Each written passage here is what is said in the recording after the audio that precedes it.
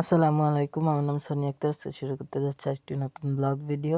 আজকের ভিডিওতে থাকছে দুইটা রান্নার রেসিপি। একটা হচ্ছে পালং শাক দিয়ে ট্যাংরা মাছ দিয়ে ঝোল, আর একটা হচ্ছে মুরগির মাংস রান্নার রেসিপি।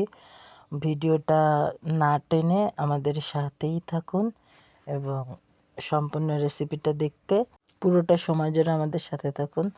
চলুন শুরু করা যাক আজকের রেসিপি। দুইটা রেসিপি থাকছে আজকে।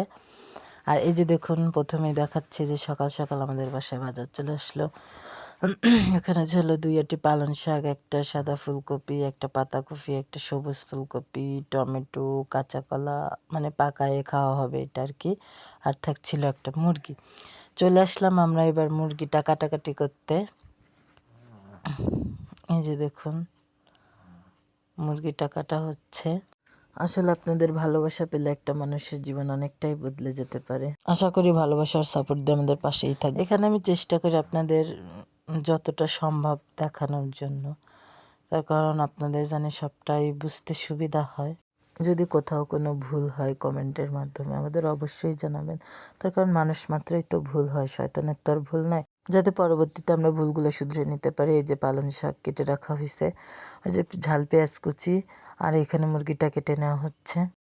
আর মুরগিতে দেওয়ার জন্য আলু কেটে রাখা হয়েছে, আর পালং শাকের জন্য আলু কেটে রাখা হয়েছে। ভিডিওটা না টেনে সম্পূর্ণ ভিডিওটা একটু দেখার চেষ্টা করুন। এই যে দেখুন, মুরগিটা কাটা কমপ্লিট। এই লাস্টের 2টা পা বাকি আছে, মানে পা দুটার এই যে নখ কেটে নেওয়া হচ্ছে।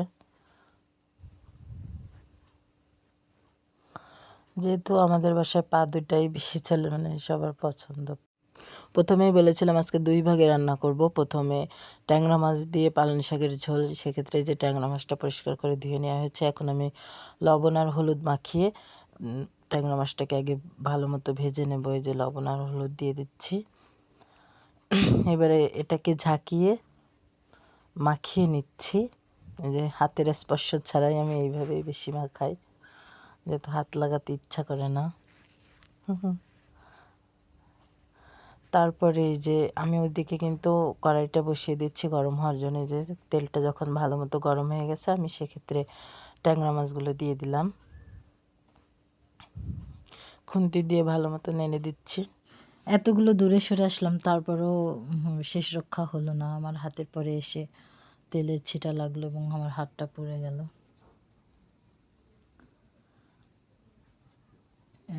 এই যে দেখুন, হাতের উপর তেল এসে পড়েছে। যাই হোক, মাছটা এবার উল্টে দিচ্ছি। মাছটা ভাজা শেষ। মুরগির যে পা দুটা ছিল, ওই দুটা পুড়িয়ে পরিষ্কার করে নেওয়া হচ্ছে। যেহেতু অল্প, তো 2টা পার জন্য আবার গরম পানি করিনি, এইভাবেই পুড়িয়ে পরিষ্কার করে নেওয়া হয়েছে। এখন শুরু করব ট্যাংরা মাছ দিয়ে পালং শাকের তরকারি।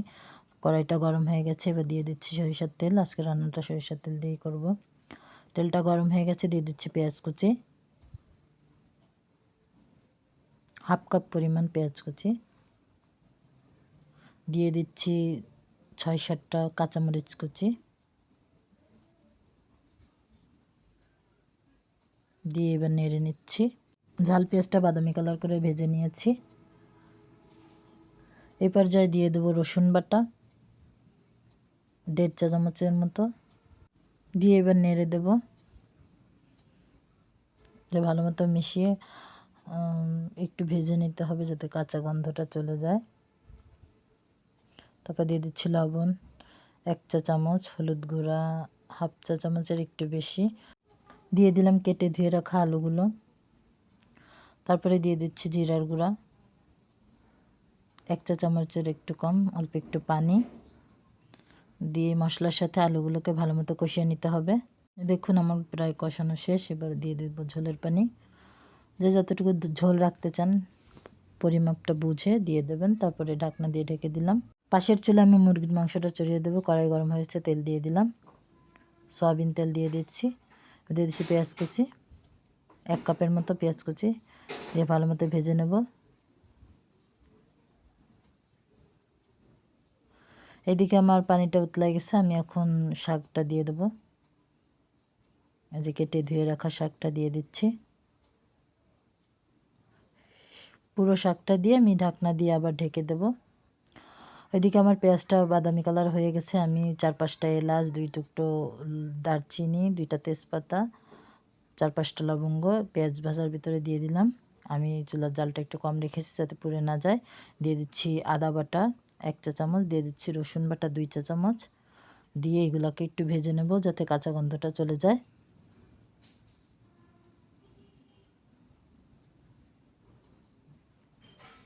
ভালো মতো নেড়ে মশলাটা কষাতে হবে। তারপর দিয়ে দিচ্ছি লবণ, জিরার গুঁড়া, হলুদ গুঁড়া, একটু পানি। তারপরে দিয়ে দিচ্ছি যে ঝালের গুঁড়া 1.5 চা চামচের মতো, দিয়ে যে ভালো মতো নেড়ে মশলাটা ভালো মতো কষিয়ে নিতে হবে তেল ছেড়ে দেওয়ার আগ পর্যন্ত। তারপর দিয়ে দিচ্ছি ধনিয়ার গুঁড়া, ওইটা দিচ্ছি 1 চা চামচের একটু কম, যেহেতু চামচটা একটু ছোট ছিল। তারপর আরও একটু পানি দিয়ে ভালো মতো মশলাটাকে কষিয়ে নিতে হবে। যেহেতু গরুর মাংস হলে অল্প কষালেও হয়, কিন্তু মুরগির মাংসটা মশলা একটু বেশি কষাতে হয়। এই যে এই পাশের শাকটা আমি একটু ওলটপালট করে মিশিয়ে দিচ্ছি।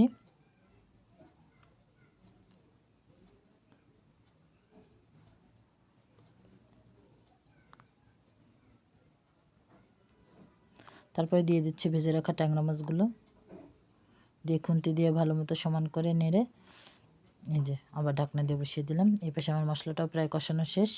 এবারে দিয়ে দিচ্ছি আমি একটু টমেটো, যে মানে যে কেউ চাইলে দিতে পারে, না চাইলে নাই, সমস্যা নাই না দিলে। এবার এই যে কেটে ধুয়ে রাখা মুরগির মাংসগুলো দিয়ে দিলাম।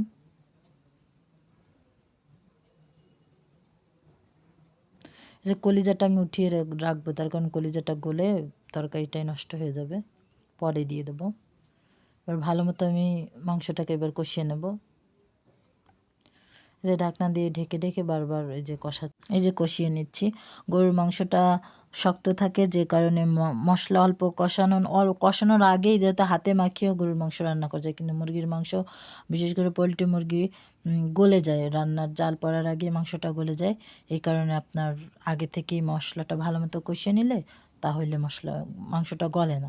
আর এদিকে আমি পোলাও রান্না করবো, এর জন্য পানি দিয়ে দিচ্ছি। অনেকে বলতে পারেন আবার পানি কি কাপ মেপে দেওয়া লাগে? আমি বলবো হ্যাঁ, তার কারণ ভাতটা পারফেক্ট হওয়াটা অনেক জরুরি। যেহেতু চাল চাল না থেকে যায় বা বেশি নরম না হয়, জন্য আমি পারফেক্ট হওয়ার জন্য এখানে মেপে দিচ্ছি। যে কয় পট চাল তার ডবল পরিমাণ, তার থেকে একটু কম দিই। যেমন আমি 4 পট চাল রান্না করেছি, আমি 8 পট হয়, সেখানে আমি 7 পট পানি, 7.5 পট পানি দিয়েছি। দিয়ে আমি গরম করতে দিয়ে দিচ্ছি রাইস কুকারে। আর এই পর্যায়ে আমি দিয়ে দিয়েছি আলু, দিয়ে যে আবার নেড়ে নিচ্ছি। তারপরে দিয়ে দিচ্ছি যে কলিজাটা রেখে দিয়েছিলাম, ওই কলিজাটাই পাশ দিয়ে দিয়ে দেবো শক্ত না হওয়া পর্যন্ত। বেশি নাড়ানাড়ি করা যাবে না, তাহলে তরকারিটাই নষ্ট হয়ে যাবে। এই যে আমি চুলার জাল অল্প করে আর একটু বাড়িয়ে দেবো। এই যে বাড়িয়ে দিয়ে ঢাকনাটা দিয়ে ঢেকে 5 মিনিট অপেক্ষা করব। এর ভিতরে আমার কলিজাটা শক্ত হয়ে যাবে। আর এই পাশে দেখুন আমার তরকারির ঝোলটা ঠিক এই পর্যায়ে রেখেছি। আমি এখন চুলার জালটা বন্ধ করে দেব। পালং শাকের তরকারি রান্না করা শেষ।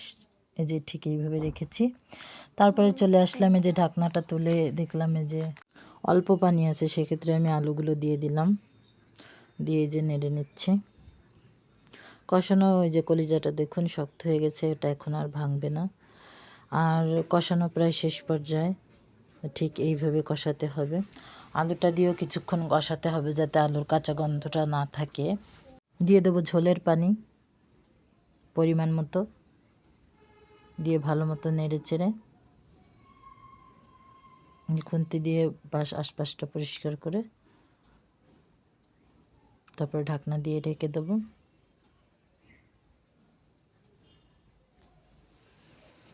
ফিরে আসছি 5 মিনিট পরে। এই যে আর একটু নেড়ে দিচ্ছি। পোলট্রি মুরগির মাংস তো বেশিক্ষণ লাগে না রান্না করতে। আর হচ্ছে আপনার বেশি জাল দিলে মাংস গলে যায়, স্বাদ নষ্ট হয়ে যায়। যা আবার ঢেকে দিচ্ছি। ফিরে আসবো আবার 10 মিনিট পরে। আর ওইদিকে আমি পালং শাকের তরকারিটা গাবলায় ঢেলে নিয়েছি। এই যে এখন আমি ওটা টেবিলে ঢাকনা দিয়ে ঢেকে রেখে দিচ্ছি এক সাইড করে। এটা আমার কমপ্লিট শাকের তরকারি।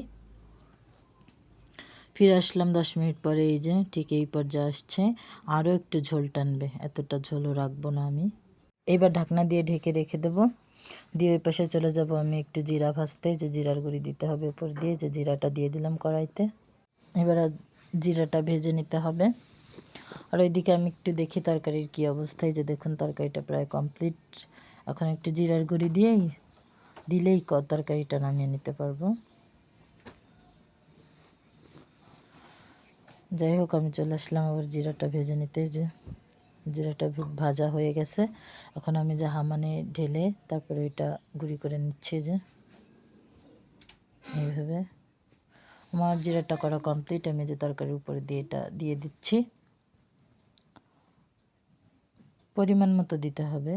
তারপর দিয়ে দিচ্ছি 2-3টা কাঁচামরিচ ফালি করে রাখা ছিল, তাই দিয়ে দিলাম। দিয়ে হালকাতে একটু নেড়ে ব্যাস রেডি আমার মাংস রান্না। এবার বাকি যে জিরার গুঁড়িগুলো ছিল একটা ছোটো একটা বয়েমে আমি ওইটাকে রেখে দিচ্ছি, পরে কাজে লাগবে। আর এবার চলে আসলাম আমি পোলাও রান্নার যে চালটা ধুয়ে রেখেছিলাম সেটা ভাজতে, যে ধুয়ে রেখেছি। এবার তেল দিয়ে দিলাম, গরম হয়ে গেলে তারপর চালটাও দিয়ে দিলাম। এবার চালটা ভালো করে ভেজে নেব।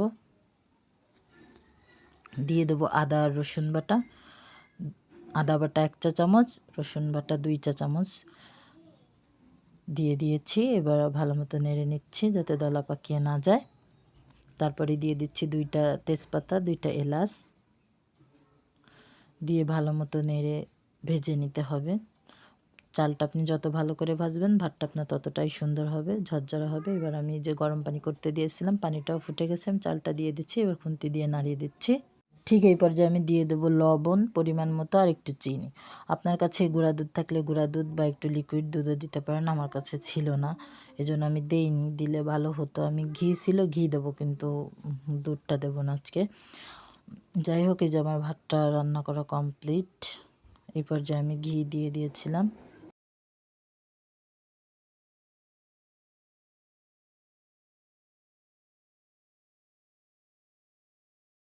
কারণ ভাতটা যদি আপনার আঠালো হয়ে যায় তাহলে যে কোনো তরকারি দিয়ে আপনি খেতে পারবেন না, ভালো লাগবে না, প্রপার স্বাদটা পাওয়া যায় না। আর যদি ভাতটা চাল চাল থেকে যায় মুখের ভিতরে পড়ে, সেটাও খেতে ভালো লাগে না। এই জন্য ভাতটা পারফেক্ট হওয়াটা অনেকটা জরুরি। এই যে দেখুন কতটা ঝরঝরে, পোলাও ভাত এতটা ঝরঝরে। এই যে দেখুন, অনেকেই পারে না। আমি অনেকের বাড়ি খেতে যেয়ে দেখি হয়তো চাল চাল থেকে যায়, নয়তো বা নরম হয়ে যায়, দুইটার একটাও ভালো লাগে না। এরকম পারফেক্ট ভাতে ভালো লাগে খেতে। এবার আমি মাংসটা দিয়ে দেবো। আমি সালাদ বানাইছিলাম আর অনেক কিছু, যাই হোক। এই যে দেখুন ভাতটা কতটা পারফেক্ট হয়েছিল, আমি এটা দেখানোরই চেষ্টা করছিলাম যে কতটা ঝরঝরে এবং কতটা সুন্দর হয়েছে দেখতে। দেখতে দেখতে আমরা ভিডিওটার একেবারে শেষ পর্যায়ে চলে আসলাম। সবাই ভালো থাকবেন, সুস্থ থাকবেন এবং আমাদের ভিডিওটি যদি আপনাদের ভালো লাগে তাহলে অবশ্যই একটা লাইক করে দিন এবং চ্যানেলটি সাবস্ক্রাইব করে আমাদের পাশে থাকবেন। এই যে দেখুন আমি তরকারিটা দিয়ে দিচ্ছি, মুরগির তরকারি। আল্লাহ হাফেজ।